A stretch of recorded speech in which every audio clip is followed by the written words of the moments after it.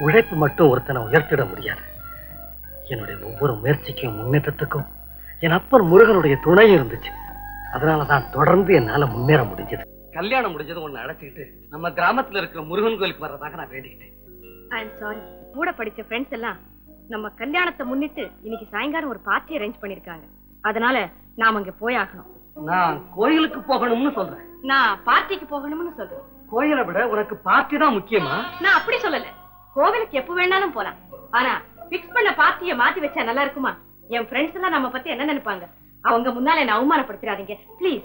கடவுளை விட உன் சிநேகிதியை தான் உனக்கு பெருசா போயிட்டாங்க இல்லையா? மராதா, இப்படி எல்லாம் பேசி கடவுள் கோபத்துக்கு ஆளாயிடாதே. உங்க கடவுள் மன்னிச்சிடுவாரு. ஆனா மனுஷங்க மன்னிக்க மாட்டாங்க. மேலும் தெய்வத்தை மனசுல நினைச்சு கும்பிட்டா போதுங்க.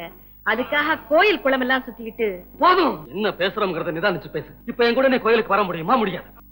நான் வரமாட்டேன்.